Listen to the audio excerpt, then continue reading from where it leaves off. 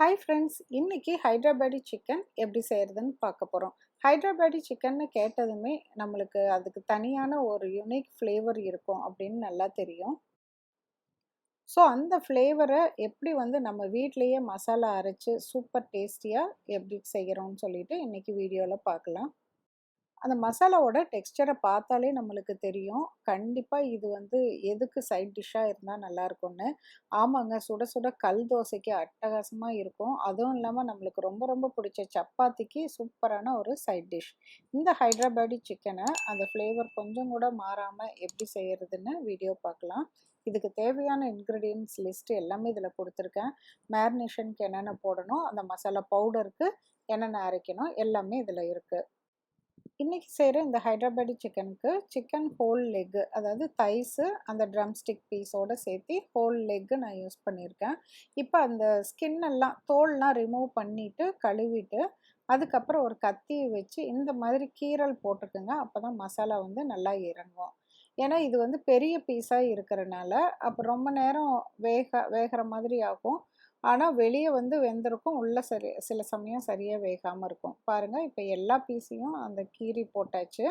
இதில் உப்பு, இஞ்சி பூண்டு பேஸ்ட்டு, தயிர் எவ்வளோ போடணுங்கிற அளவு முன்னாடியே நான் கொடுத்துருக்கேன். அதுக்கப்புறம் நல்லா ஒரு அரை கைப்பிடி அளவுக்கு கொத்தமல்லி தலையை பொடி பொடியாக வெட்டி அதோடு சேர்த்திக்கங்க. இப்போ நல்லா பெசரி வச்சுக்கோங்க. தயிர் ரொம்ப புளிக்காமல் இருக்கிற மாதிரி பார்த்துக்கோங்க. அதுக்கப்புறம் ஒரு அரை கப்பு பொரிச்ச வெங்காயம், இது கடையிலேயே கிடைக்கும், ஃப்ரைடு ஆனியன்னு. இதை இதோடு சேர்த்து இந்த மேரினேஷனோடு சேர்த்து மிக்ஸ் பண்ணி எடுத்து வச்சுக்கோங்க.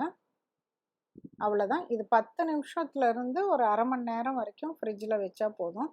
ரொம்ப நேரம் வைக்க தேவையில்லை. அடுத்தது இதுக்கு மசாலா பவுடருக்கு அரைக்க தேவையான பொருட்களை பார்க்கலாம். சிவப்பு மிளகாய், கொத்தமல்லி விதை, சீரகம், மிளகு, பட்டை, கிராம்பு, ஏலக்காய், அன்னாசி மொக்கு, அதுக்கப்புறமேலு இது ஜாபத்ரி. பாருங்கள், இது ஒரு பேனில் அகலமாக ஒரு பேன் வச்சுக்கோங்க. அப்போ தான் வறுக்கிறதுக்கு நல்லாயிருக்கும். சூடும் சரிசமமாக அதோட பரவும். நல்லா இது ஒரு 4 மினிட்ஸில் லோ ஃப்ளேம்லேயே வச்சு வறுத்துருங்க. அப்படியே வாசம் வர ஆரம்பிக்கும். வாசம் வர ஆரம்பித்ததுக்கப்புறமேலு மொத்தமாகவே எல்லாமே கலர் மாறும், டார்க் கலராக மாறும். ரொம்ப கருக்காமல் இந்த அளவுக்கு டார்க் கலராக மாறுற அளவுக்கு விட்டுட்டு எடுத்துருங்க. ஒரு 2 நிமிஷம் கழித்து இந்த மாதிரி கொரகொரப்பாக அரைச்சி தனியாக எடுத்து வச்சுக்கோங்க. அவ்வளோதான், மசாலா பவுட்ரு வேலை முடிஞ்சுது. இப்போ அந்த பேன்லேயே ஒரு 3 டேபிள் ஸ்பூன் எண்ணெய் விட்டு, நான் இன்றைக்கி கடலெண்ணெய் யூஸ் பண்ணியிருக்கேன். இதில் பிரியாணி இலை 2 ஏலக்காய் மட்டும் போட்டுட்டு நல்லா பொடியாக நறுக்கி வச்ச 2 பெரிய வெங்காயம் அதை போட்டு நல்லா வதக்குங்க. ஒரு 7-8 நிமிஷம் வரைக்கும் வதக்குனா தான் இந்த வெங்காயத்தோட கலர் இந்த அளவுக்கு ப்ரௌன் கலரில் சேஞ்ச் ஆகும். இன்னும் கொஞ்சம் நேரம் விட்டிங்கன்னா இன்னும் நல்லா கலர் சேஞ்ச் ஆகும். ரொம்ப கருக்கவும் வேண்டாம். இது கூட மஞ்சத்தூள், மிளகாத்தூள், கொத்தமல்லி தூள், ஏன்னா நம்ம பவுடரும் வறுத்துருக்கோம்ல, ஸோ இந்த அளவுக்கு மட்டும் நீங்கள் போடுங்க போதும். இதை போட்டு வெங்காயத்தோடு சேர்த்து நல்லா வதக்கி விடுங்க. இதில் தக்காளி சேர்த்துறதில்ல, ஏன்னா நம்ம ஏற்கனவே தயிர் சேர்த்திருக்கோம் அந்த சிக்கன் மேரினேஷனில். இப்போ வெங்காயம் மசாலா ரெடி ஆயிடுச்சு. இது கூட நம்ம ஊற வச்சுருக்க சிக்கனை போட்டுடலாம். சிக்கனும் அந்த மசாலாவும் கலர் காம்பினேஷனே பாருங்கள், அட்டகாசமாக இருக்குது. இந்த சிக்கனை நம்ம மசாலாவுக்கு மேலே வைக்கிறப்ப பரவலாக உள்ளே வச்சுருங்க. இப்போ பார்த்தீங்கன்னா ஒரு 6 பீஸ் இருக்குது. மீதி இருக்க தயிர் கலவையும் மேலெல்லாம் ஊற்றிடுங்க. இப்போ ஹோல் சிக்கன் லெக் அப்படிங்கிறதுனால நல்ல நீளமான ஒரு சிங்கிள் பீஸே இருக்குது. அதனால் நம்ம திருப்பி விடுறதுக்கு கஷ்டமாக இருக்கும். இது வேகிறதுக்கு முன்னாடி ஒரு இடுக்கியை வச்சு கூட நம்ம திருப்பி விட்டுக்கலாம். வெந்ததுக்கப்புறம் இடுக்கியை வச்சு நீங்கள் திருப்ப ட்ரை பண்ணிங்கன்னா அந்த சதை வெந்து சாஃப்டாக இருக்கிறனால பிஞ்சிரும். அதனால் இப்படியே போடுங்க. அந்த காலத்தில் நாங்கள் சின்னதாக இருக்கிறப்பெல்லாம் பார்த்திங்கன்னா ஒரு ஹோல் சிக்கன் தான் வாங்க முடியும். அந்த ஹோல் சிக்கனில் முழு கோழியை வாங்க முடியும். அந்த முழு கோழியில் 2 கால் தான் இருக்கும். அதனால் நம்ம இந்த மாதிரியெல்லாம் விதவிதமாக ஸ்டைல்லாம் பண்ணலாம் முடியாது, கொஞ்சம் கஷ்டம்தான். அப்படியே பண்ணினாலும் நம்மளுக்கு யாருக்காவது 2 பேருக்கு தான் அந்த லெக்கு பீஸ் எல்லாம் கிடைக்கும். இப்போ எல்லாம் நம்மளுக்கு ஈஸியாக கிடச்சிருச்சு. பாருங்கள், இன்னும் வேகலை கோழி, ஆனால் நல்லா அந்த மசாலாவோட தயிரெல்லாம் மிக்ஸ் ஆனதுக்கப்புறம் இந்த மாதிரி கலந்து குழம்பாட்டம் நிற்கிது. கலர்லாம் வந்து சேஞ்ச் ஆயிடுச்சு. இது நம்ம அரைச்சி வச்சுருக்க மசாலா பவுடர். இந்த பவுடரை நம்ம இப்போ ஃபுல்லாக போடாமல் ஓரளவுக்கு ஒரு முக்கால்வாசி ஒரு 4 டேபிள் ஸ்பூன் அளவுக்கு இருக்குது அப்படின்னா ஒரு 3 டேபிள் ஸ்பூன் அளவுக்கு ஃபஸ்ட்டு வந்து போட்டுருங்க. கடைசியில் வந்து இறக்குறதுக்கு முன்னாடி ஒரு டேபிள் ஸ்பூனை சேர்த்திக்கலாம். இப்போ நான் தண்ணி விடலை, சிக்கனில் இருக்க தண்ணி தான் அதில் வெளியே வந்திருக்கு. அதனால் ஒரு 1/4 டம்ளர் மட்டும்தான் நான் தண்ணி சேர்த்துனேன். ரொம்ப சேர்த்தாதீங்க.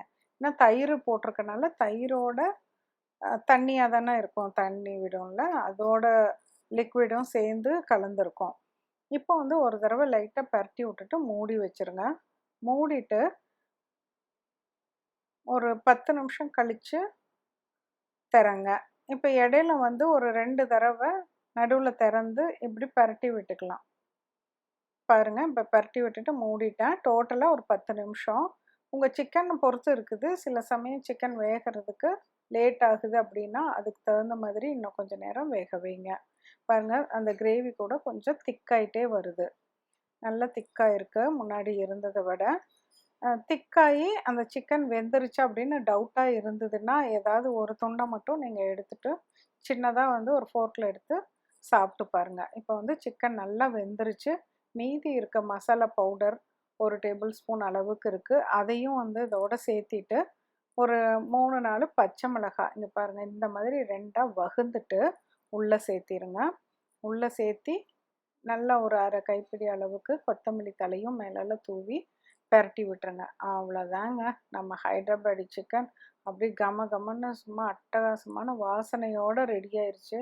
என்ன இருந்தாலும் நம்ம வீட்டில் செய்கிற அந்த மசாலா பவுடருக்குன்னே தனி சுவையும் டேஸ்ட்டும் வாசமும் இருக்கதாங்க செய்யுது. இந்த மாதிரி ஒரு 2 சிக்கனை வந்து ஒரு பிளேட்டில் வச்சு மேலால் வந்து அப்படியே அந்த தபா ஸ்டைலில் அந்த மசாலாவை வந்து அப்படி ஊற்றி பாருங்கள். இன்னும் கொஞ்சம் வந்து கெட்டியாக வேணும்னா இந்த மாதிரி வச்சுக்கலாம். உங்களுக்கு எந்த மாதிரி வேணான்னாலும் வச்சுக்கலாம். தோசைக்கு கொஞ்சம் லைட்டு தின்னா, சப்பாத்திக்கு இன்னும் திக்கா. பாருங்கள், சப்பாத்தியும் இந்த மாதிரி பூரி மாதிரி புஷ்ஷுன்னு வந்து ஊப்புற மாதிரி சூப்பராக வந்து ஒரு ஃபுல்கா ஸ்டைலில் போட்டுட்டு அதுக்கப்புறம் அந்த சாஃப்டான சப்பாத்தியை அப்படியே வந்து இந்த ஹைதராபாடி சிக்கன் மசாலாவை தொட்டு சாப்பிட்லாம். நல்லா ஸ்பைஸியாக சாப்பிட்ணும் அப்படின்னு நினைக்கிறவங்க அப்படியே அந்த சைடில் இருக்க மிளகாவையும் லைட்டாக கடிச்சிக்கிட்டு சாப்பிட்டிங்கன்னா இன்னும் அட்டகாசமாக இருக்கும். இது வந்து இந்த கல் தோசை ஊத்தாப்பம் அதுக்கு எனக்கு வந்து ரொம்ப ரொம்ப பிடிச்சிதுங்க. அட்டகாசமாக இருந்துச்சு.